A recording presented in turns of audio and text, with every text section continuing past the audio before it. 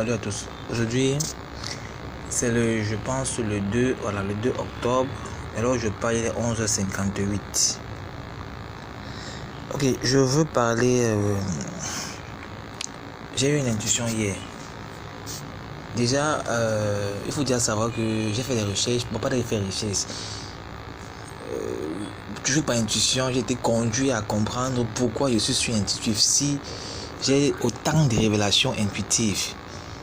Il savait que je suis né avec ça, cette capacité qui m'était donnée comme ça, d'accéder en profondeur au-delà des choses, d'aller toujours aller plus profondément. Donc c'est pas comme c'était. En fait, c'est un don. C'est un don, c'est une capacité spéciale qui m'était donnée. Et tout le monde a des capacités spéciales qui sont offertes. Ce qu'il doit faire ici. Moi, je vais ajouter ce que j'ai pu comprendre hier. C'est la nature de ce que sont que nos pensées. Bien, je vais dire nos pensées. Je peux identifier ce que sont que nos pensées. Ces soi-disant pensées ou bien, on va dire, les tendances qui nous animent. Ce que je veux dire, c'est que, en fait, ces tendances, bien ce qui nous anime, ce sont des idées, des pensées qui nous animent. Ce sont en réalité des entités spirituelles, des entités à part entière. Ce sont des entités vivantes et de l'intelligence. Et ils se manifestent dans les défauts ou bien les qualités, ça ne change rien. Puis j'ai pu comprendre par analogie que nous sommes, l'être humain est comme un logiciel, est comme une machine avec des logiciels à l'intérieur. Il y a un système d'exploitation et pour les fonctions particulières, il faut des logiciels à l'intérieur. Et on a vu toutes les applications qui font et fait que la machine fait en sorte que la machine agit à un certain résultat. Maintenant, cette application, c'est elle qui oblige l'utilisateur à faire ce qu'il doit faire. Je vais prendre mon cas concret. Je vis une situation ici où la maman dans cette incarnation est une ivrogne. Voilà. Je m'étais demandé pourquoi elle est ivrogne, comment elle peut être ivrogne, comment elle peut aimer souffrir comme ça, hein? Tu restes du jour au lendemain, tu deviens comme, c'est pas, tu peux la voir bien aujourd'hui et puis du jour au lendemain, à cause de la partie de la boisson, elle perd la tête, elle fait les bêtises qui demandent même l'argent juste pour boire des sachets de whisky et elle divague, elle dit n'importe quoi. Elle ne se lave pas, avec tout, c'est total abandon de soi, total abandon. Elle ne rate pas sa personne, ce n'est que la boisson, whisky. Je sais pas comment quelqu'un peut accepter d'avoir une vie pareille. Avant, il disait que c'était parce qu'elle a des problèmes. Mais elle a son business de chaises qui lui donne pas mal d'argent, qui lui procure l'argent. En fait, elle ne manque pas de quoi manger, elle manque de rien en fait. Mais elle s'adonne à l'alcool de façon abusive et elle divague. Donc je me suis posé plusieurs fois la question, mais pourquoi c'est cela? Pourquoi elle a réagi ainsi? Qu'est-ce qui ne peut pas l'empêcher? Pourquoi elle ne peut pas résister à cette envie de boire ou bien dominer cette envie de boire? Et il faut ajouter que ce qui m'a tiré la puce à l'oreille, parce que aujourd'hui c'était déjà un peu. Parce que quand je vois, et elle répète la même chose à longueur de journée, c'est je veux manger. Parce que ici, juste ici à la maison familiale, je ne fais pas en journée, je suis là. Et le soir que je pas les faire cours, mais je n'ai pas commencé les cours, donc là je suis à la maison. Je peux faire mes recherches, je peux faire créer des applications sur mon smart, sur mon laptop, mais pour le moment je suis à la maison en fait. Donc lorsqu'elle commence à boire ici, toute la journée c'est je veux manger. Et cette façon de parler a quelque chose ça active quelque chose en moi qui me pousse à pouvoir agir. Et j'ai les pensées seulement de meurtre, à couper sa tête pour que ça quitte, pour que arrête de parler, appuyer sa tête. Mais ces pensées ne sont pas les miennes. Et ces pensées, je vois comme si c'est une impulsion qui me pousse à agir de cette façon. Et Avec ça, il y a l'image de ce que je dois faire, précise. Et j'ai la force, la niaque de le faire. Précédemment, dans l'une de nos révélations et sous intuition, il y avait le loi de la pensée. Là-bas, c'était la loi de la pensée. Je ne savais pas que... C'est plus tard, j'ai commencé à comprendre que toute pensée, en fait, est une entité spirituelle. Toute pensée tend à se concrétiser sur notre plan, le plan conscience. Toute pensée veut exister. Toute idée veut exister.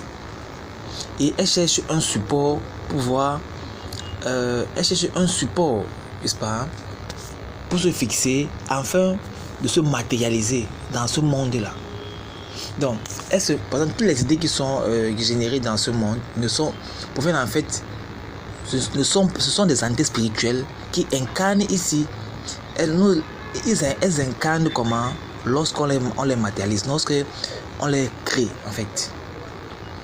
Donc, ces entités ne font pas exception. Ça veut dire que quoi? Lorsqu'elles te poussent à agir, en fait, elles arrivent à se manifester. Déjà, même, elles arrivent à se manifester parce que elle reste dans ta conscience, dans ton plan de conscience, selon ta vibration personnelle. Elle reste là-bas. Maintenant, cherche à chaque fois les moyens pour te faire agir selon sa nature. En réalité, l'être humain est un spectacle vide, où les entités, en fait, les êtres humains sont en fait les jeux des entités. Ce que on appelle bien ou mal n'existe pas.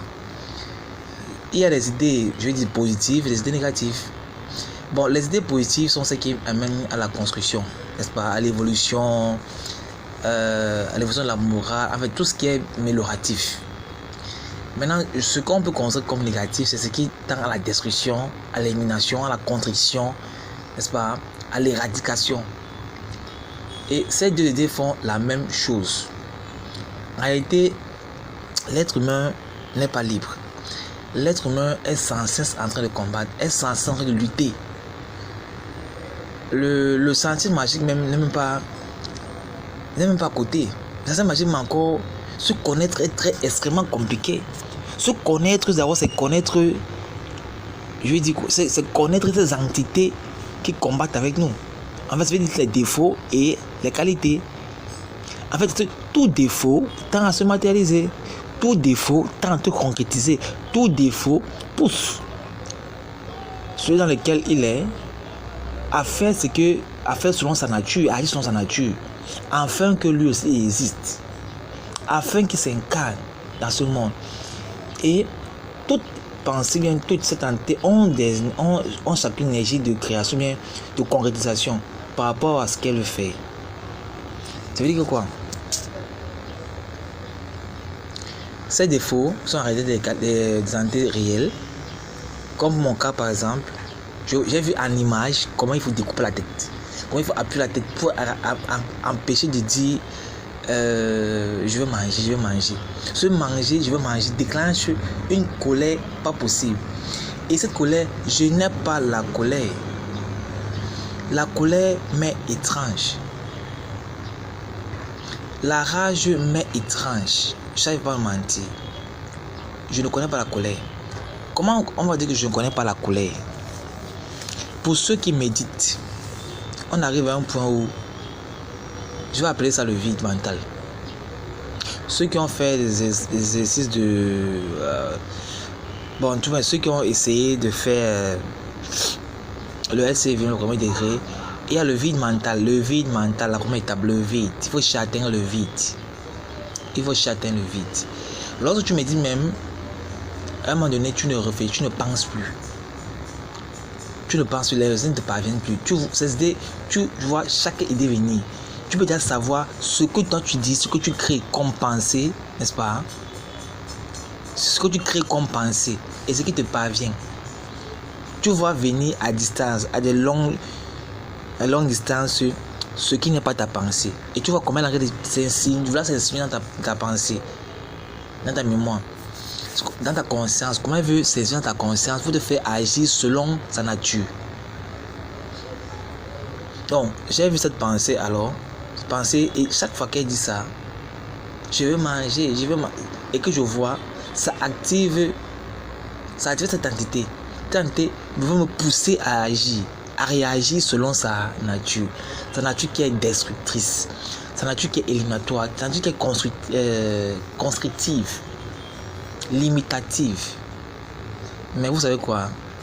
Comme j'identifie, je ne le cède pas. Donc l'être humain est juste comme ça dans les combats tous les jours, c'est le combat. Il y a toujours deux choix qui s'opposent à toi, toujours deux choix. Un choix constructif, un choix destructif. Et tous impulsent une grande pression spirituelle. C'est une pression spirituelle. Si tu n'as pas la capacité, bien la force mentale, bien la force spirituelle de résister au courant spirituel que ces entités soumettent, bien t'envoient pour que tu réagisses selon leur nature, tu vas te perdre. Non, c'est ce qui m'a donc pu faire voir que ces idées, ces pensées ne sont en fait que des entités spirituelles et qui veut se concrétiser dans la matière. Parce que disons par exemple, j'ai laissé ce courant spirituel me guider et j'ai agi conformément à la nature. Parce que quand tu te laisses porter par cela, en fait ce n'est plus toi qui en train d'agir. Tu es possédé. Ton corps est possédé pendant un laps de temps. Tu donnes accès à cette entité de pouvoir agir à travers toi. Donc tu donnes la possibilité de le faire à nouveau, encore et encore. Parce que dès que tu cèdes une fois, il va avoir des astuces pour le faire une deuxième fois et ainsi de suite. Donc c'est un combat sans cesse. Maintenant, Dieu n'a pas de fuir, de le chasser. Donc tu peux le chasser. Et il y a des façons pour le chasser. C'est dans ça que il faut se connaître soi-même. Se connaître, c'est connaître les défauts et les qualités. Connaître les défauts qui nous dérangent et les qualités qui sont présentes pour que nous ne nous soumettons pas, ou bien nous ne sommes pas influencés par les défauts, mais que nous exploitons les qualités pour des fins que nous désirons. Pour des fins. Bien évidemment aussi, d'un autre côté, ceux du côté obscur, qu'est-ce qu'ils vont faire? Ils vont contrecarrer les qualités pour exploiter quoi? Les mauvaises entités. C'est comme ça. Maintenant, pour mon cas personnellement, ou bien quand je regarde la configuration bien tel que c'est actuellement ici à la maison. Bon, quand elle ne boit pas, je peux identifier sur ma mère dans cette incarnation. Pendant qu'elle boit, il y a l'esprit de l'alcoolisme qui prend le contrôle. C'est lui qui la pousse à boire, en fait. Dans son sommeil, il la pousse à boire. Pas de volonté et pas fait. Maintenant, qu'elle a consommé l'alcool, il y a l'esprit de dispute. Ceux qui parlent beaucoup. Parce que ceux qui boivent ne parlent pas. C'est notre esprit là, c'est notre entité spirituelle qui prend le contrôle. En fait, il travaille de conseil. L'autre boit, il crée les conditions pour que elle consomme d'abord. Et à partir de la consommation, c'est comme ça que les autres arrivent. C'est comme ça que les autres arrivent. Donc, j'ai dit ça pour que chacun puisse savoir identifier ses défauts. Les défauts sont les entités et vous voyez comment les défauts les plus récurrents en fait sont les entités les plus récurrentes qui nous influencent directement et que nous laissons. Donc je partage cela pour que vous ne vous laissiez plus contrôler, que vous ne laissiez plus diriger, n'est-ce pas, ou bien téléguider. Parce qu'il faut voir, moi je prends mon propre cas, quand cette rage monte, cette rage est la puissance de concrétisation, cette rage est la puissance de réalisation, cette rage, je peux dire quoi, est une puissance électromagnétique parce que elle a en elle et la force, la puissance pour se concrétiser. Elle a la force et la puissance. Donc, Maintenant, lorsque tu ne cèdes pas, en fait, tu augmentes ta propre puissance. Parce que lorsque elle pousse, elle émet une puissance vibratoire, ou bien je veux dire quoi, un rayon vibratoire pour te soumettre, ou bien pour te agir en fonction de ce qu'elle est, en nature. Parce que quand tu ne fais pas ce que tu as absorbé, ça donne la possibilité d'avoir le dessus aussi toujours les prochains combats, parce que les combats ne finissent jamais.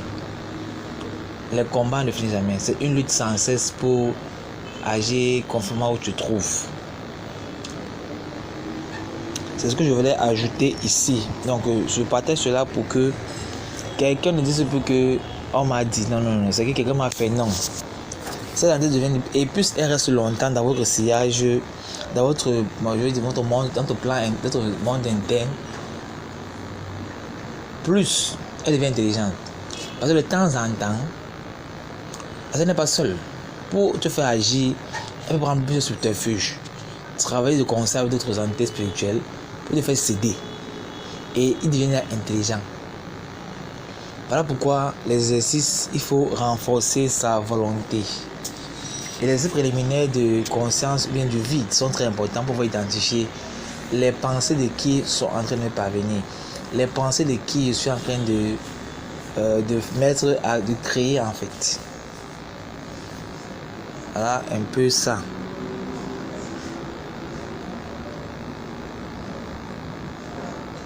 Ok, il y avait un autre élément aussi. Ça, c'est par rapport à l'analogie. Eu égard à la date de naissance de tout un chacun, on peut identifier. Parce que comment j'ai fait? J'ai essayé de voir quel élément dominant dans mon thème. Bien, l'élément dominant dans mon thème astral. Parce que j'ai fait le thème astral. Là, j'ai fait ça avec une IA. Je ne connais pas très grand chose, mais j'ai fait ça avec une IA. Elle est pas mal. Ça, mon thème astral védique. Parce qu'il y a souvent plusieurs systèmes. Pour identifier quel est l'élément dominant dans mon thème. Et il savait que les éléments dominants sont l'élément terre et l'élément feu. Et effectivement, je vois que vu mes caractères ou bien mes tendances, ce sont ceux-là.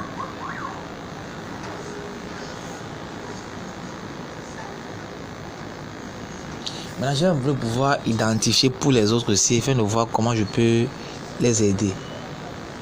Une autre question me taraude aussi. Depuis que j'ai commencé je pense aux délivrances de guérison, est-ce qu'il est permis de délivrer une personne? Comment on peut savoir si... On peut voir une personne en train de souffrir, par exemple, on peut quelqu'un en train d'être fou, et nous venons venir en aide. Et il peut s'avérer que cette folie, en fait, c'est le passage de cette personne qui doit traverser des étapes, qui doit traverser une étape qu'il a retraversée, comme cette folie. Maintenant, tu viens, je veux venir, je l'aide, et cette personne a ton tort après. C'est cette question, cette je dis quoi, cette contradiction en fait qui me dérange. Par exemple, je vais en donner un bois. Il faut avouer que nous tous, nous avons des esprits qui nous guident, des entités spirituelles, une pléthore. Tout désir qu'un individu a ne sont que des entités. Lorsque tu sais dans une entité, c'est-à-dire qu'en fait, tu l'as raffermi. Tu l'as raffermi et elle grandit comme on fait grandir un enfant. Elle a la possibilité de soumettre, ou bien elle grandit, elle devient de plus en plus intelligente. Donc, c'est-à-dire qu'elle va te faire ce qu'elle veut, quand elle veut. Plus elle grandit, plus elle devient intelligente. Plus tu fais suivant ce désir, plus elle grandit, elle devient intelligente. Ok. Ce que je vais faire, c'est maintenant regarder, essayer de voir les thèmes d'autres personnes pour pouvoir identifier quels sont les esprits là-bas. Est-ce qu'elle est même permis pour aider les autres? Il y a tellement de mal ici, il y a tellement de souffrance. Est-ce qu'elle est permis d'aider les autres?